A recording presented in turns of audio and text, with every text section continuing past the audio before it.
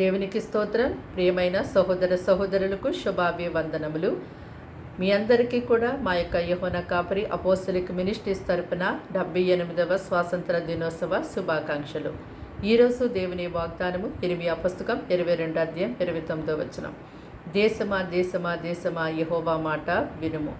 చూడండి, మన యొక్క దేశము క్షేమముగాను, నెమ్మది కలిగి, శాంతి సమాధానం కలిగి, అభివృద్ధి కలిగి, ఆరోగ్యం కలిగి, ఘనకార్యములను పూనుకొని దీవెనకరముగాను ఆశీర్వాదకరముగాను ఉండాలి అంటే మన దేవుడని యెహోవా మాట వినాలి అని దేవుడు తన లేఖనాల ద్వారా మనకెంతో స్పష్టంగా తెలియచేస్తూ ఉన్నారు.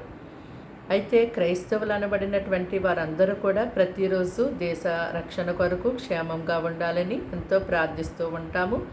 మరి దేవుడు క్రైస్తవులకు ఇచ్చినటువంటి అది గొప్ప భారమని ఎంచుకొని దేశ క్షేమం కొరకు ప్రత్యేకమైన ఉపవాస కూడికలు పెట్టి ఉపవాసములుండి ఎంతో ప్రార్థిస్తూ ఉంటారు క్రైస్తవులందరూ కూడా. అయితే మరి ప్రభునేసుక్రీస్తు వారు ప్రపంచంలో ఉన్నటువంటి మానవులందరినీ వారి యొక్క పాప బంధకముల నుండి వారిని విడిపించడానికి ఎలాగ తన రక్తాన్ని ధారపోసారో, అలాగే భారతదేశ స్వాతంత్రము కొరకు ఎంతగానో పోరాడినటువంటి సమర యోధులు కూడా తమ రక్తాన్ని ధారపోసారు. మనము మన యొక్క దేశమును బట్టి ఎంతో సంతోషించేవారికి ఉండాలి. మన దేశమును బట్టి దేవుణ్ణి ఎంతో స్తుతించాలి.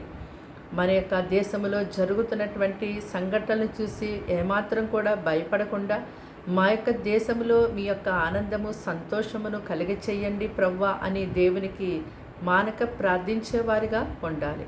అంతేకాదు మన దేశం కొరకు నిరంతరము పోరాడుతున్నటువంటి సమరయోధులకు దేవుని యొక్క కాపుదల, దేవుని యొక్క సహాయము ఉండలాగున దేవుని యొక్క తోడు కొరకు ఎంతో వారి నిమిత్తం ప్రార్థించేవారిగా ఉండాలి.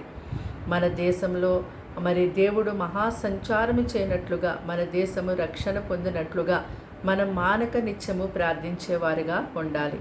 అంతేకాదు మన యొక్క దేశం మీద దేవుని యొక్క కనుదృష్టి ఎల్లప్పుడూ ఉండునట్లుగా, మన దేశంలో దేవుని యొక్క కృప అధికముగా ఉండునట్లుగా, దేవుని యొక్క సహాయము, దేవుని యొక్క రక్షణ కాపుదల మన దేశంలో మెండుగా ఉండునట్లుగా మన దేశమును మనము ప్రేమించి మన దేశ రక్షణార్థమే ప్రతిరోజు కూడా భారం కలిగి మనం ఎంతో ప్రార్థించి దేవునికి మన దేశాన్ని అప్పగించేవారిగా ఉండాలి. ప్రార్థన. దేవానికి వందనములు, స్తోత్రాలు, స్తుతులు చెల్లిస్తున్నాం తండ్రి. మాటలు వింటున్నా నీ ప్రజల్ని మీ రక్తముతో కడిగి పవిత్రపరచండి, పరిశుద్ధపరచండి. ఇదిగో నాయనే మాటలు వారి హృదయాల్లో నీరు కట్టి ఫలింపచేయండి. వారి కుటుంబాన్ని దినమంతా కంచె వేసి కాపాడండి. మా దేశంలో అయ్యా మా దేశ స్వాతంత్రం వచ్చిందని పండుగలు చేసుకోవడమే కాదు కానీ ప్రతిరోజు మా దేశమును కాపాడండి ప్రవ్వా. అన్ని పాదముల దగ్గర ప్రార్థించే ప్రజలుగా ఉండుటకు సహాయము దయచేయండి. మా దేశమంతా కూడా నీ కాపుదల ఇవ్వండి. మా దేశంలో ఉన్న ప్రజలందరినీ రక్షించి కాపాడమని అయ్యా ఈ దినమంతా నీ ప్రజలందరికీ తోడయుండి నడిపించి సహాయం ఇచ్చేయమని అయ్యా నీ ప్రజలు వేటి కొరకైతే ప్రార్థిస్తున్నారో ప్రార్థన ఆలకించి జవాబిమ్మని యేసుక్రీస్తు నామంలో ఈ ప్రార్థన సమర్పించి అడిగి వేడుకుంటున్నాము తండ్రి. ఆమేన్.